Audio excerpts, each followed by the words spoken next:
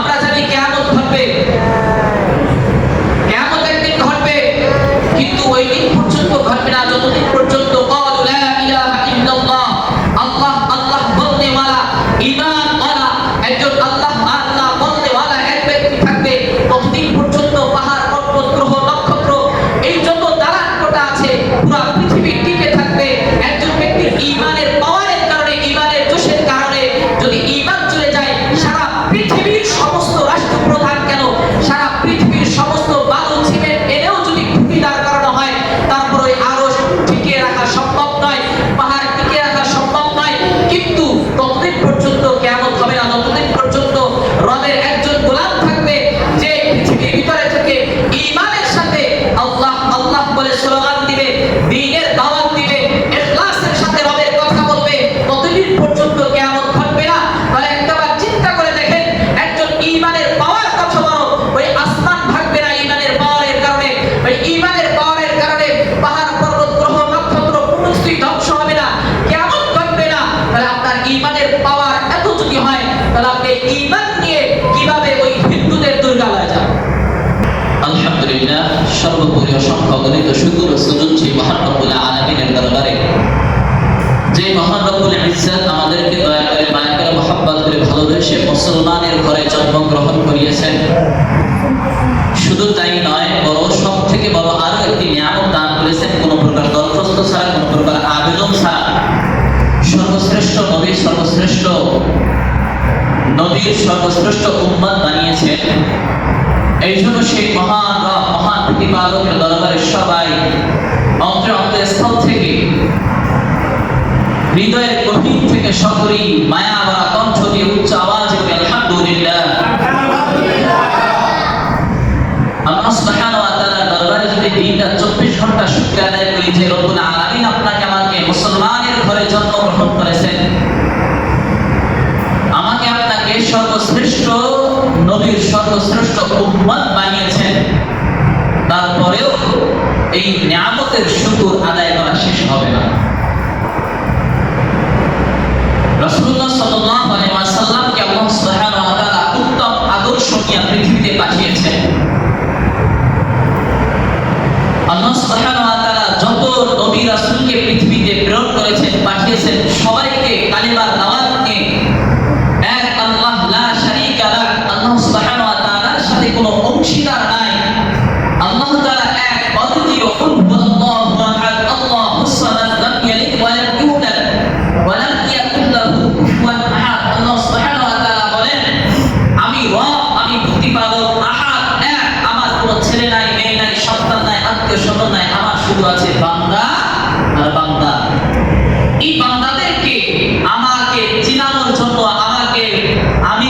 আমি রবকে চিনানোর জন্য, দ্বীন ইসলামকে চিনানোর জন্য, সিরাতুল মুস্তাকিমের পথ চিনানোর জন্য পৃথিবীর শুরুলগ্ন থেকে মুহাম্মদুর রাসূলুল্লাহ সাল্লাল্লাহু আলাইহি ওয়াসাল্লাম পর্যন্ত অসংখ্য অগণিত রাসূল ও নবী প্রেরণ করেছি শুধু কালিমার দাওয়াত দেওয়ার জন্য। লা ইলাহা ইল্লাল্লাহ মুহাম্মাদুর রাসূলুল্লাহ, লা ইলাহা ইল্লাল্লাহ মুসা কালিমুল্লাহ। এভাবে প্রত্যেকটা নবীর একটাই দাওয়াত ছিল, রব এক, আর কোনো ইলাহ নাই। আজ আপনাদের মাঝে সংক্ষিপ্ত আকারে এই রব যে এক, রবের সাথে যে লা শারীকা লাহ, রবের সাথে কোনো শরীক করা যাবে না, অংশীদার স্থাপন করা যাবে না, আল্লাহ তাআলা যে ঘোষণা দিয়েছেন, কুল হুয়াল্লাহু আহাদ, হে লোক সকল, হে নবী আপনি বলুন আল্লাহ, কুল হুয়াল্লাহু আহাদ, আল্লাহ হুয়া যিনি আহাদ এক। এর ঘোষণা, এর মহত্ব আপনি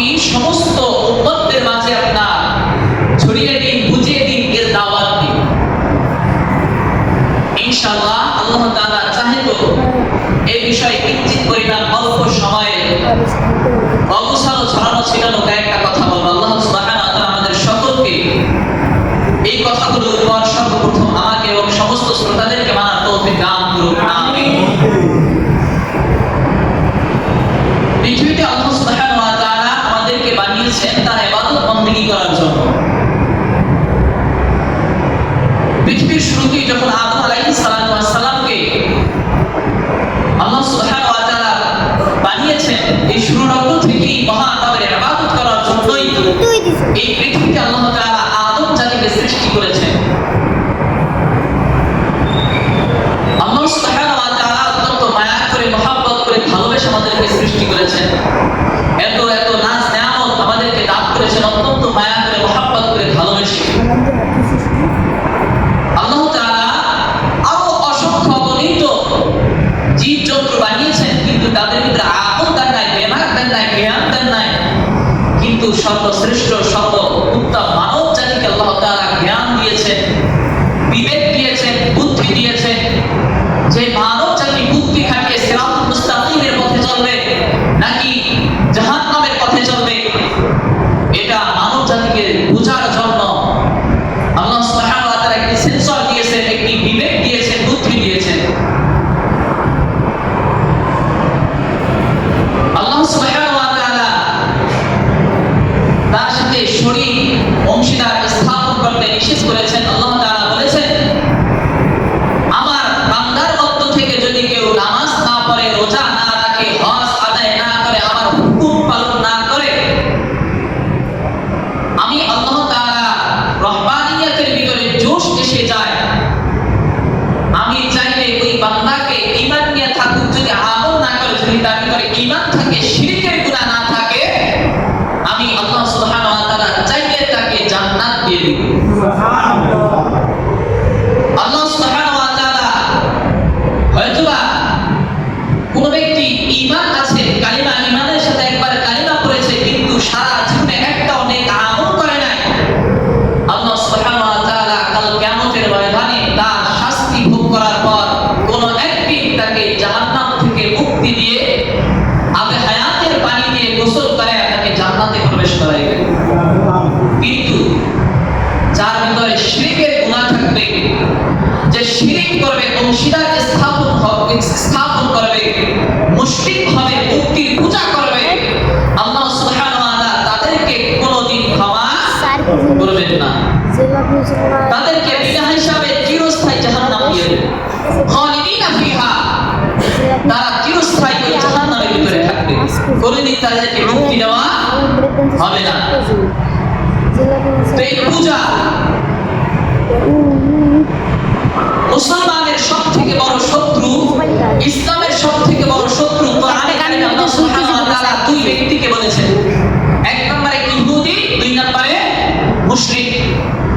এক নম্বরে হলো ইহুদি, দুই নম্বরে মুশরিক। ইহুদি মুশরিককে আপনি যদি সারা জীবন নিজের বন্ধু ভাবেন, এরপরেও দেখবেন শেষ পর্যায়ে, চূড়ান্ত পর্যায়ে তুমি আপনার চূড়ান্ত পর্যায়ে শত্রু। কারণ আল্লাহ সুবহানাহু ওয়া তাআলা এই কোরআনের মাঝে ঘোষণা করে দিয়েছেন যে তুমি ইহুদি এবং মুশরিকদের সাথে যতই বন্ধুসুলভ আচরণ করো না কেন, এদেরকে তুমি পশ্চিম কালো এক মুহূর্তের জন্য তোমার জন্য বন্ধু তুমি পাইবে না। যদিও তুমি এক পক্ষ থেকে তাকে বন্ধু হিসেবে মানতেছ, কিন্তু সে তোমাকে বন্ধু হিসেবে পশ্চিম কালেও গ্রহণ করবে না। আল্লাহ সুবহানাহু ওয়া তাআলা কোরআনের অন্য আয়াতে ঘোষণা দিয়েছেন, আল্লাহ তাআলা রাসূল, ওলি এবং বুজুর্গানের দিন ছাড়া যারা মুশরিক ইহুদিদেরকে বন্ধু বানাবে, তাদেরকে কাল কিয়ামতের ময়দানে এই বিষয়ে জিজ্ঞাসাবাদ করার আগ পর্যন্ত আল্লাহ সুবহানাহু ওয়া তাআলা এক পাও, এক কদম, এক সুতা পরিমাণ সামনে এগোতে দিবেন না।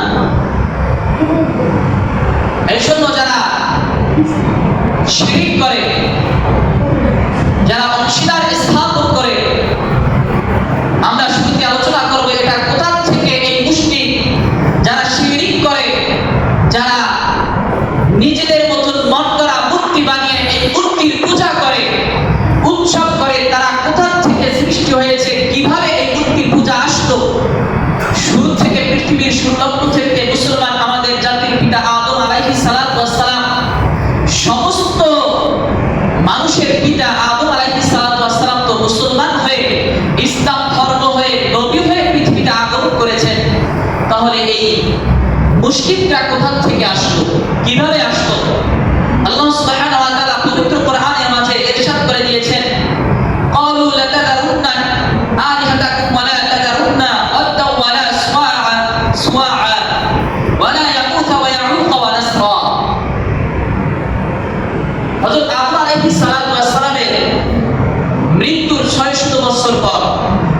হযরত আদম আলাইহিস সালামের মৃত্যুর 600 বছর পরে যখন আদম আলাইহিস সালামকে দেখে যারা ইবাদত করত, তারা ইবাদতের ভিতরে অত্যন্ত মজা পাইত। সাধারণভাবে আপনার আমার দিনারকে যদি চিন্তা করি দেখবেন, আপনি আমার পিছনে নামাজ পড়ে যে মজা পাইবেন, আপনি সাধারণভাবে যদি ভাঙ্গা বড় মসজিদে গিয়ে মাদ্রাসা মুহতামিমের পিছনে নামাজ পড়েন, এর থেকে আরেকটু বেশি মজা পাইবেন। আপনি যদি এর থেকে আরো ঢাকার ভিতরে বড় বড় বুজুর্গদের পিছনে যদি নামাজ পড়েন, দেখবেন আপনার যত সময় নিয়ে তারা নামাজ পড়াবে, যত মায়া দরদ থাকা কণ্ঠ দিয়ে কোরআন তেলাওয়াত করবে, আপনার ভিতরে কোনো বিরক্তি বোধ আসবে না, দেখবেন আপনার মজা লাগে। তো আদম আলাইহিস সালাম যখন পৃথিবী থেকে চলে গেলেন, তখন 600 বছর পার হওয়ার পর শয়তান হুজুর বেশে, বুজুর্গ বেশে 600 বছরের পর যে উম্মতরা ছিল তাদের নিকট আসলো, এসে তাদেরকে জিজ্ঞাসা করলো যে 600 বছর আগে তোমার পূর্বপুরুষরা যখন ইবাদত করত, তখন ইবাদতের ভিতরে তাদের ভিতরে দেখতাম মনোযোগ ভালো, তারা ইবাদতের ভিতরে ভালো মজা পাইত, ইবাদত আরো গভীরভাবে করত, কিন্তু তোমাদের ভিতরে ওই গভীরতা দেখতে পাইতেছি না, তোমাদের ভিতরে কোনো মজা দেখতে পাইতেছি না, তোমরা একাগ্রতা নষ্ট হয়ে যাইতেছে, ইবাদতের ভিতরে কারণ কি? তখন তারা উত্তরে দিল, আমাদের পূর্বপুরুষরা নবীকে দেখে, সচক্ষে দেখে বুজুর্গদের পিছনে ইবাদত করত, বুজুর্গদেরকে সাথে নিয়ে ইবাদত করত, যার কারণে তাদের ভিতরে মজা বেশি লাগত। আমাদের নিকট এখন বুজুর্গ নাই, আমাদের সেই নবী নাই, এই জন্য আমাদের ইবাদতের ভিতরে মন বসে না, মজা লাগে না। তখন শয়তান বুদ্ধি দিল, আমি তোমাদেরকে এমন একটি বুদ্ধি দিতে পারি যে বুদ্ধির কারণে তোমরাও সেই মজা আবার ফিরে পাইতে পারো। সেটা কিভাবে? তোমাদের যে নবী ছিল আদম আলাইহিস সালাম, তাদেরকে তোমরা সচক্ষে দেখেছো, তার চেহারার কথা তোমার মনে আছে না? আছে। তার চোখে কিরকম ছিল মনে আছে না? আছে। আকৃতি কেমন ছিল মনে আছে না? আছে। তাহলে তার আকৃতির মতো, তাদের আকৃতি দিয়ে আমি তোমাদেরকে একটি মূর্তি বানিয়ে দেই, একটি দেহ আকৃতি বানিয়ে দেই, তাকে সামনে রেখে যখন তোমরা পাশে রেখে ইবাদত করবা, মনে করবা যে তোমাদের নবী তোমাদের পাশে আছে, সাথে আছে, তখন তোমাদের ইবাদতের ভিতরে মজা আবার ফিরে আসবে। নাউজুবিল্লাহ। যখন ওই শয়তান ভালো বুদ্ধি নামে কুপ্রবৃত্তি বুদ্ধি দিল, কুবুদ্ধি দিল, তখন তাদের ভিতরে আসলো আসলেই তো মজা লাগবে, তখন শয়তান একটি আকৃতি ধারণ করে তখন তাদের সামনে দিল, তখন তিনি বলে নাই যে মূর্তির পূজা করো, মূর্তির পায়ের নিচে সিজদা দাও, তখন তিনি সরাসরি বলেন নাই, কারণ শয়তান তো কৌশল বুঝে কিভাবে বান্দাকে ধোঁকা দেওয়া যায়। কারণ আদম আলাইহিস সালামকে কিভাবে ধোঁকা দিছে, কোন পদ্ধতিতে ধোঁকা দেওয়ার পর আদম আলাইহিস সালাম হাওয়া আলাইহিস সালাম হাতে পা দিয়েছিল, সেটা তো শয়তানের ভালো কৌশল বোঝা আছে। প্রথমে যখন এভাবে ইবাদত করতেছে, মজা পাইতেছে, যখন এই প্রজন্ম চলে গেল, দ্বিতীয় প্রজন্ম আসলো, শয়তান আবার সামনে আসলো, এসে জিজ্ঞাসা করলো, তোমরা এই মূর্তিকে পাশে গিয়ে কেন ইবাদত বন্দেগী করো? তখন তারা উত্তর দিল, আমাদের পূর্বপুরুষ বাপ দাদারা নবীদেরকে দেখেছে, তারা কখনো বাতিল হতে পারে না, তারা কখনো ভুল হতে পারে না, তারাও এই মূর্তিকে পাশে গিয়ে নামাজ পড়তো, মূর্তিকে পাশে গিয়ে ইবাদত বন্দেগী করতো, অতএব আমরাও মূর্তিকে পাশে গিয়ে ইবাদত বন্দেগী করব। যখন দ্বিতীয় প্রজন্ম চলে গেল, তৃতীয় প্রজন্ম আসলো, তৃতীয় প্রজন্ম যখন আসলো, তখন শয়তান এসে তৃতীয় প্রজন্মদেরকে বুদ্ধি দিতেছে যে তোমরা ইবাদত করতেছো, তোমরা তো মজা পাইতেছো না, কারণ কি?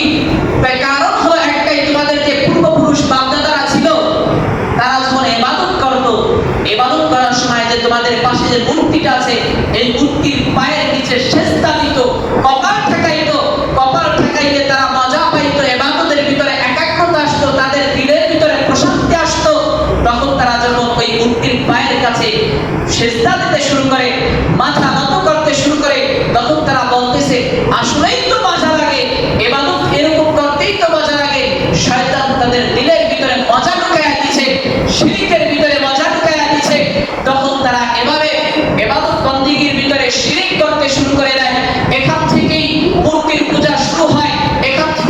পূজা শুরু করে। আর এই যে মূর্তিকে বানিয়েছিল, এই মূর্তি কারা ছিল? কোরআনের ভিতরে আল্লাহ সুবহানাহু ওয়া তাআলা ইরশাদ করেন যে পাঁচজন বুজুর্গ ছিল তখনকার যুগে। এই বুজুর্গদের মধ্য থেকেও তারা পাঁচটা, তখনকার যুগে পাঁচটি মূর্তি পূজা করা হতো নূহ আলাইহিস সালাতু ওয়াস সালাম পর্যন্ত। নূহ আলাইহিস সালামের যুগ পর্যন্ত পাঁচ রকমের মূর্তির পূজা করা হতো। আর এই পাঁচ রকমের মূর্তি কারা ছিল? আল্লাহ সুবহানাহু ওয়া তাআলা কোরআনের মাঝে ইরশাদ করেন যে ওয়ালা তাযরুন্না ওয়াদাও ওয়ালা সুআ, তাদের মধ্য থেকে তারা ঘোষণা দিয়ে দিয়েছিল যখন এভাবে মূর্তি পূজা করতেছে, মজা পাইতেছে, তখন নূহ আলাইহিস সালাতু ওয়াস সালামের আবির্ভাব ঘটে। তখন যারা লিডার ছিল তারা সমস্ত এলাকার মাঝে একটা ঘোষণা দিতেছিল যে ওয়ালা তাযরুন্না, তোমরা কখনোই ছেড়ো না, তোমরা কখনোই ছেড়ো না ওয়াদাও ওয়ালা সুআউ, যে ওয়াদান সুআন এবং ইয়াগুস ইয়াউক ওয়া নাসরা, এই পাঁচটি মূর্তির নাম। এই পাঁচজন ছিল বুজুর্গের মূর্তি পরবর্তীতে বানানো হয়েছে। এই পাঁচ মূর্তির পূজা তোমরা কখনো ছেড়ো না। এভাবে যখন তারা ঘোষণা দিতে শুরু করে দিল, নূহ আলাইহিস সালাতু ওয়াস সালাম দ্বীনের দাওয়াত দিতে শুরু করে দিল। নূহ আলাইহিস সালাম যখন 950 বছর দাওয়াত দেয়, 950 বছর দাওয়াত দেওয়ার পর তার দাওয়াতে ঈমান গ্রহণ করেন মাত্র 40 জন উম্মত। তার মাত্র 40 জন উম্মত নূহ আলাইহিস সালাতু ওয়াস সালামের দাওয়াতে ইসলাম গ্রহণ করে, ইসলামের সুশীতল ছায়াতলে আসে। এখন কথা হলো, তারা যে মূর্তির কাছে, মূর্তির পায়ের কাছে সিজদা দিয়ে মজা পাইল,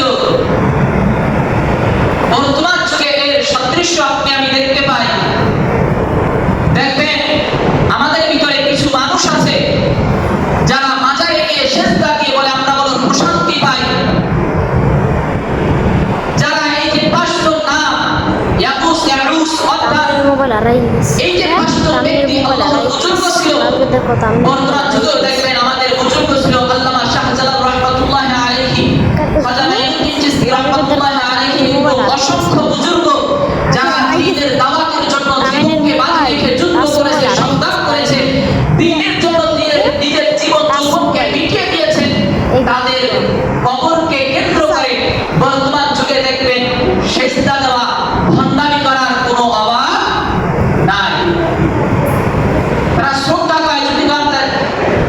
যদি তাদেরকে জিজ্ঞাসা করেন তোমরা এখানে কেন সিজদা দিতেছো, তখন তারা বলে আমরা সিজদা দেই না, শ্রদ্ধা করি। আল্লাহ তাআলার বড় বুজুর্গ ছিল, তাদেরকে শ্রদ্ধা করি। অথচ আল্লাহ সুবহানাহু ওয়া তাআলা আল্লাহ তাআলার পরে কাউকে সিজদা করতে হারাম করে দিয়েছেন, হারাম ঘোষণা করে দিয়েছেন। তারপরে কারো সিজদা করা। সম্মানিত মুসলিয়ানে কেরাম, যখন নূহ আলাইহিস সালাতু ওয়াস সালাম এভাবে দাওয়াত দিতেছিলেন, দাওয়াত দেওয়ার কারণে 40 জন তিনি উম্মত পাইলেন। আল্লাহ তাআলা আলিমুল গায়ব সামিউল বাসীর, আল্লাহ তাআলা দরবারে মুসা আলাইহিস সালাতু ওয়াস সালাম যখন দোয়া করলেন, হে আল্লাহ, আমার যে উম্মত আছে এই সব উম্মত নির্দেশক, এরা কেউ আমার দাওয়াত আর গ্রহণ করবে না। আমি বিরক্ত হয়ে গেছি, তিক্ত হয়ে গেছি। যখনই তাদের নিকট দাওয়াত নিয়ে যায়, তখনই তারা কানের ভিতরে আঙ্গুল দিয়ে আমার হক কথা শুনে না, বরং তারা পায়ের গোড়ালিতে ভর করে বামপন্থী হয়ে ভিন্ন দিকে চলে যায়। তারা ইসলাম গ্রহণ করবে না। আল্লাহ তোমার নিকট দোয়া করতেছি। মুসা আলাইহিস সালাতু ওয়াস সালাম দুটো হাত তুলে রবের দরবারে দোয়া করলেন, আল্লাহ আমার উম্মতদের যারা আছে, মুশরিক যারা আছে, আমার 40 জন উম্মত ইসলাম গ্রহণ করেছে, এদেরকে বাদ দিয়ে সকলকে সমূলে ধ্বংস করে দাও।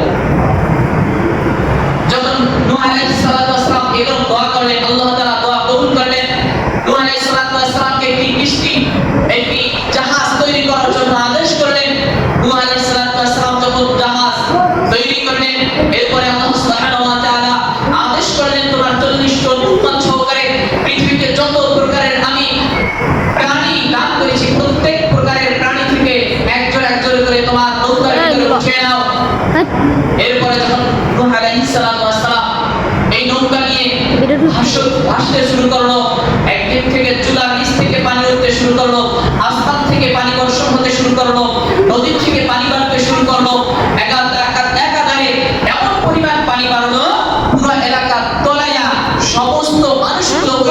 30 জন মানুষ বাদে সবাই সকলে ধ্বংস হয়ে গেল।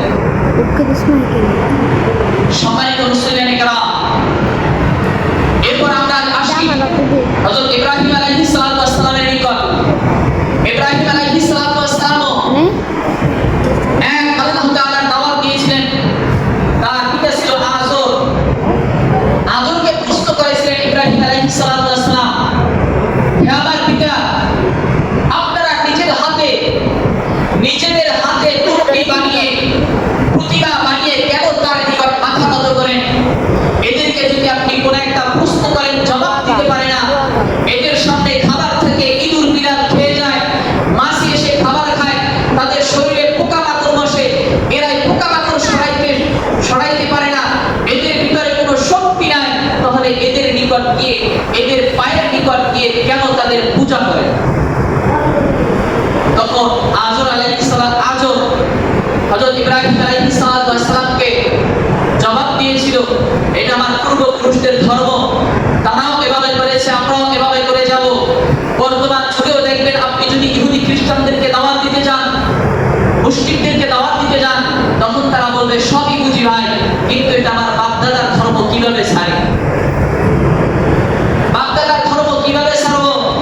নবী সাল্লাল্লাহু আলাইহি ওয়াসাল্লামের চাচাও শেষ বিদায়ে বলেছিল, আমি আমার বাপ-দাদাদের ধর্মের উপর বিদায় নিয়েছি। অতএব মুশরিকরা এভাবে বলবে, কিন্তু আমাদের কাজ হলো ইসলামের দাওয়াত দেওয়া, ইসলামের দাওয়াত দিতে হবে। সম্মানিত মুসলিম কেরাম, এই সব কিছুর মূল বিষয় নিয়ে আমাদের কথা হবে।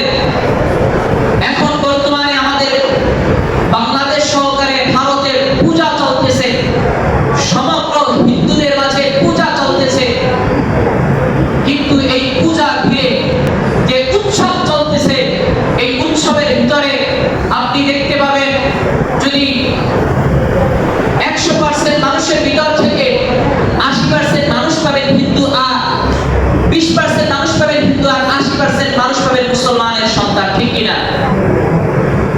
আপনার কাছে আমার কাছে আপনার কাছে প্রশ্ন হলো, ওই হিন্দু যখন মুসলমানের যখন উৎসব হয়, মাহফিল হয়, জুমার মসজিদে নামাজ হয়, জুমার নামাজ হয়, ঈদের নামাজ হয়, শবে বরাতের নামাজ হয়, শবে কদরের নামাজ হয়, তখন তো আপনি কোনো হিন্দু ভাইদেরকে মসজিদে আসতে দেখি নাই, আমাদের ঈদগাহে আসতে দেখি নাই, আমাদের কোরবানিতে আসতে দেখি নাই। আমি তো আপনাদের মহল্লায় কোরবানির পশু জবাই করেছি, ওই আমি তো দেখি নাই। আপনিও তো ওই হিন্দুদের সাথে বসবাস করেন, হিন্দুদের সাথে উঠা বসা করেন, ওই তারা তো স্বজন প্রীতি করে ভালোবাসার খাতিরে একটা গরু জবাই করে আপনার সাথে কোরবানিতে অংশগ্রহণ করে নাই, আপনার ঈদের উৎসবে অংশগ্রহণ করে নাই। আপনি ঈদের দিন কোরবা পোলাও রান্না করে, মিষ্টি জাতীয় সেমাই রান্না করে খেয়েছেন, ওই তারা তো মিষ্টি রান্না করে ঈদ উদযাপন করে নাই। অতএব তারা বুঝছে তাদের ধর্ম, তাদের উৎসব, এটা মুসলমানের ধর্ম, মুসলমানের উৎসব, মুসলমানের ধর্মের উৎসবের ভিতরে আমাদের যাওয়া যাবে না।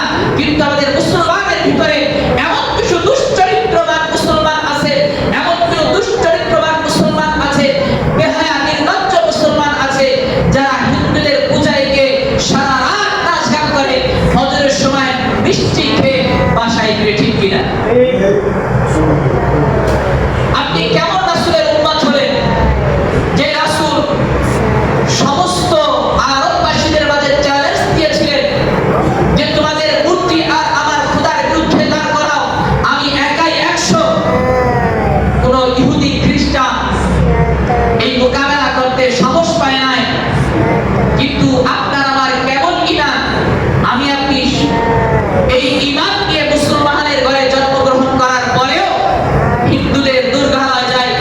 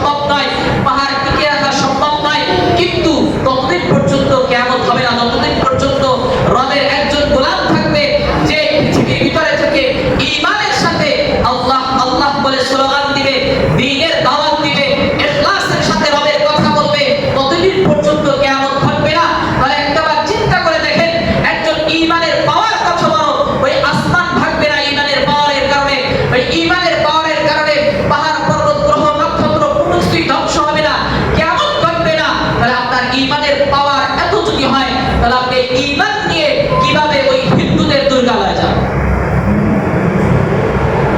এত বড় দামি ঈমান নিয়ে আপনি কিভাবে ইহুদিদের সাথে, খ্রিস্টানদের সাথে, মুশরিকদের সাথে উদযাপন করেন? আপনার লজ্জা থাকা দরকার। আপনার ভিতরে লজ্জা যদি থাকে, আল্লাহ রাসূল সাল্লাল্লাহু আলাইহি ওয়াসাল্লাম বলেছেন, আল হায়াউ শুবাতুম মিনাল ঈমান। ঈমান হলো, লজ্জা হলো ঈমানের অংশ। যার ভিতরে লজ্জা নাই, ইজা লাম তাস্তাহি ফাস্তা'লা শিদ্দা, যখন কোন ব্যক্তির লজ্জা চলে যায়, হায়া চলে যায়, তখন ওই ব্যক্তি যখন যা ইচ্ছা তাই করতে পারে। সম্মানিত মুসলিম কেরাম, আমাদের অন্তরের ভিতরে ভয় থাকতে হবে। আমরা মুসলমানের ঘরে জন্মগ্রহণ করেছি। আমাদের ভিতরে একটা স্লোগান আছে, ধর্ম যার যার, উৎসব সবার। এই স্লোগানকে পরিত্যাগ করতে হবে।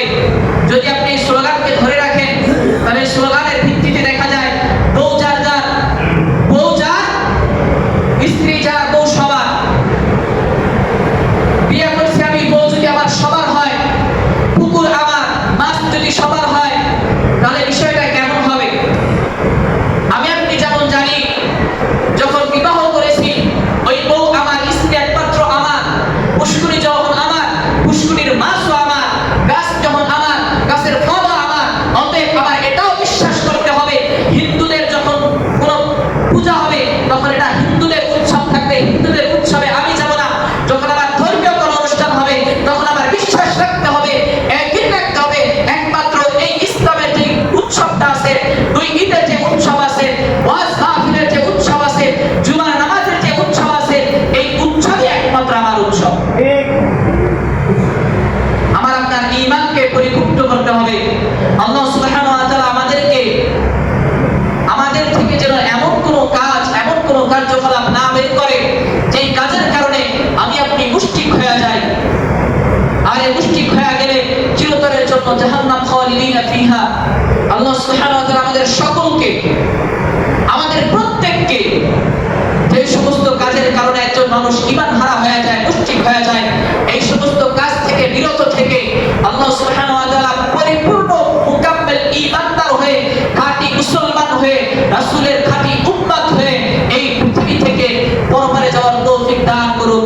আমিন। ওয়া আখির দাওয়ানা আলহামদুলিল্লাহি রাব্বিল আলামিন।